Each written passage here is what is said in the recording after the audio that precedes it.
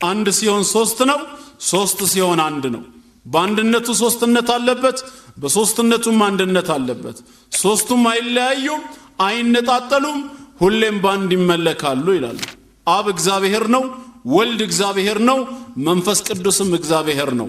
እግዚአብሔር ግን አንድ እንጂ ሶስት አይደለም ይላሉ። እንደገና አብ ወልድ አይደለም፣ አብ መንፈስ ቅዱስ አይደለም። ወልድም አብ አይደለም፣ ወልድም መንፈስ ቅዱስ አይደለም።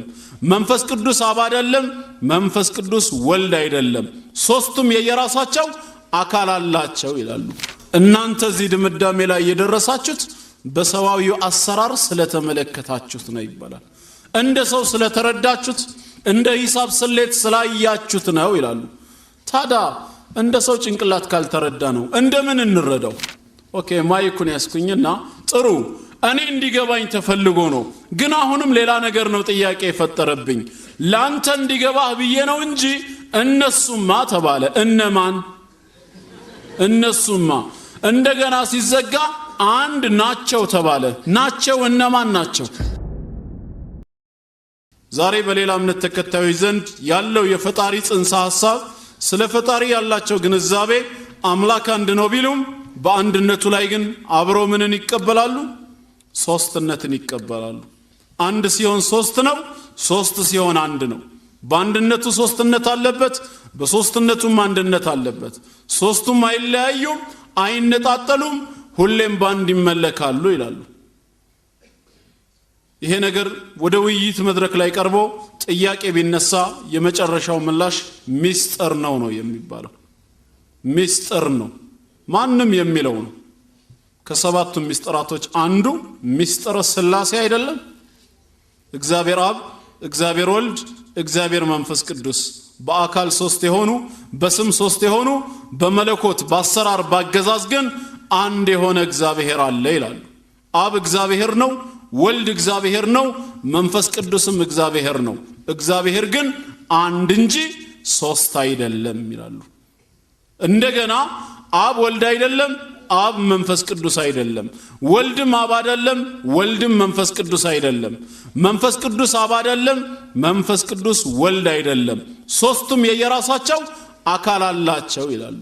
ታዲያ ሶስቱም የየራሳቸው አካል ካላቸው አብ ራሱን የቻለ አምላክ ነው ወይስ አይደለም? ወልድስ ራሱን የቻለ አምላክ ነው ወይስ አይደለም? መንፈስ ቅዱስስ ራሱን የቻለ አምላክ ነው ወይስ አይደለም?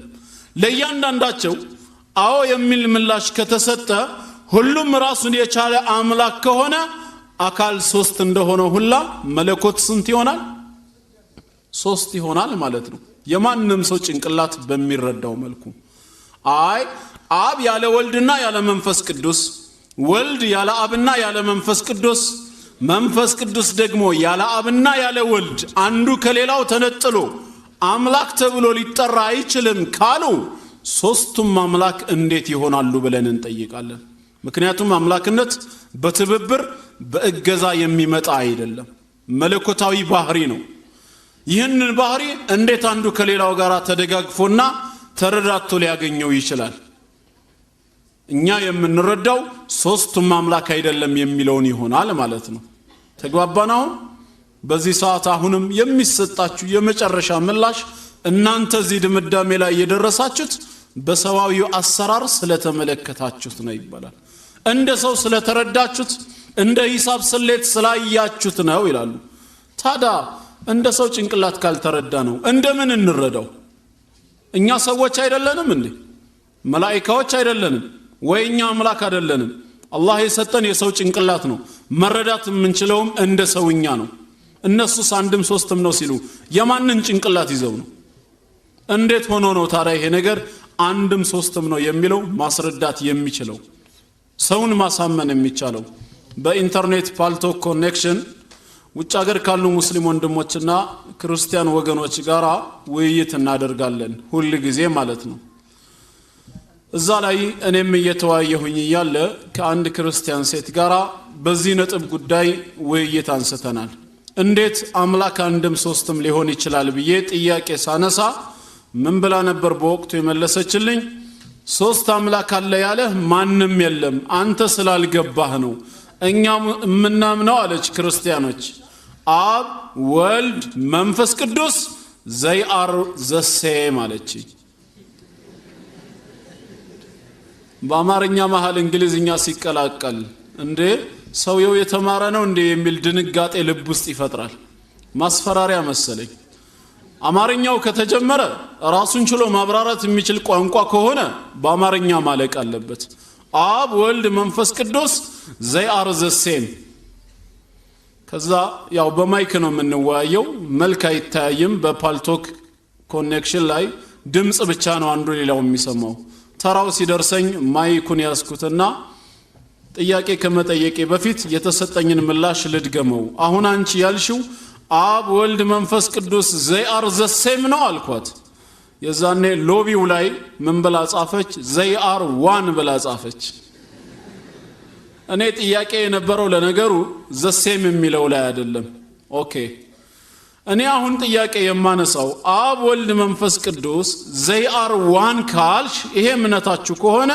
they indicates what ዘይ የሚለው ምንን ያመላክታል እነሱ ነው የቃሉ ትርጓሜ more than one ከአንድ በላይ ነው አይደለም የሚያሳየው ስለዚህ ምንን ያመላክታል ስል والله ማይክ ላይ ሆና ምን አለች ስማ አለችኝ እኔ እኮ ዘይ የሚለውን ቃል የተጠቀምኩት ላንተ እንዲገባህ ብዬ እንጂ እነሱማ አንድ ናቸው ሶስት አይደሉም አለችኝ ላንተ እንዲገባህ ብዬ ነው እንጂ እነሱማ አንድ ናቸው ሶስት አይደሉም ኦኬ ማይኩን ያስኩኝና ጥሩ እኔ እንዲገባኝ ተፈልጎ ነው ግን አሁንም ሌላ ነገር ነው ጥያቄ የፈጠረብኝ ላንተ እንዲገባህ ብዬ ነው እንጂ እነሱማ ተባለ እነማን እነሱማ እንደገና ሲዘጋ አንድ ናቸው ተባለ ናቸው እነማን ናቸው የሚባሉት እነማን ተወደደም ተጠላ ሶስቱ መባሉ አይቀርም ሶስት ናቸው ወይ የሚል ጥያቄ ሲነሳ ደግሞ አይደሉም አንድ ናቸው ይባላል አንድ ከሆኑ ደግሞ ለአንድ ነው እንጂ ናቸው ይሰራል እንዴ አይሰራም በምን አይነት ቋንቋ ነው ሊያገለግል የሚችለው አንድ ለሆነ ነገር ነው ተብሎ ነው የሚገለጸው ስለዚህ አምላካችን አላህ ራሱን ማለት ነው ማንነቱን በቅዱስ ቁርአን ውስጥ ሲያስተዋውቀን በአራት መንገዶች ይገልጽልናል አሁን የተጠቀሰውን አይነት ግን አንድም ቦታ ላይ በቁርአን ውስጥ አታገኙትም የመጀመሪያውን አይነት አጠቃቀም አምላካችን አላህ ፈርስት ፐርሰን ሲንጉላር ራሱን በነጠላ ቁጥር በመጥራት እኔ እያለ በቁርአን ውስጥ ይናገራል ኢነኒ አና አላሁ ላ ኢላሃ ኢላ አና እኔ አላህ ነኝ ከኔ በስተቀር ሌላ በእውነት የሚመለክ ሌላ የለም ብሎ እኔ እያለ ይናገራል ሱረቱ ጣሃ ቁጥር 14 ላይ ሁለተኛ ሰከንድ ፐርሰን ሲንጉላርንም ይጠቀማል አምላካችን አላህ ስለራሱ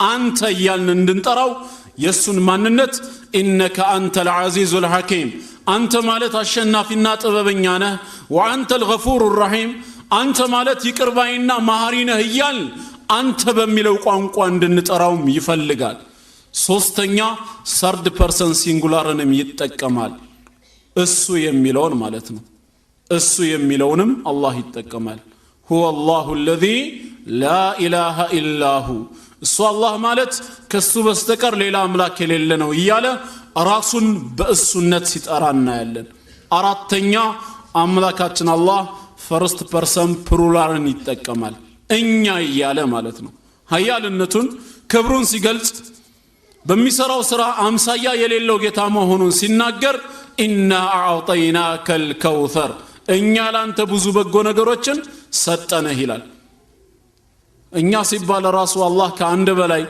ሶስት መሆኑን አያሳይም ወይ እንዳይሉ እኛነት በሶስት አይቆምማ በብዛት ከታየ እኛ ማለት ለ13ም ይሆናል እዚህ ውስጥ ያላችሁት በዚህ አዳራሽ የምትገኙ ሙስሊም ወንድሞችና እህቶችም እኛ በሚለው ቋንቋ ልንጠቀምበት እንችላለን ያ እኛነት ግን ብዛትን ከማመልከት ውጪ ገደብን አያሳይም ስለዚህ ለሶስትነት ማመላከት አይችልም አላህ ግን ለክብሩ ለኃያልነቱ በቅዱስ ቃሉ ላይ ይጠቀምበታል ልክ አንተ ወንድሞች አግኝተው ታዲያ አህመድ ሲሉ አለን ብለህ እንደምትናገረው ማለት ነው አለሁ ማለት እየቻልክ አለን ብለህ ትናገራለህ የተጠየቀው ግን ስላንተ ባህሪ ብቻ ነበር ከዛ ውጭ ግን ሰርድ ፐርሰን ፕሉራልን አምላካችን አላህ ዘይ በሚለው ቋንቋ እነሱ ብሎ በቁርአን ውስጥ አይጠቀምም። እነሱ ምን ጊዜም የሚያገለግለው ከአንድ በላይ ለሆነ ነገር ብቻ ነው።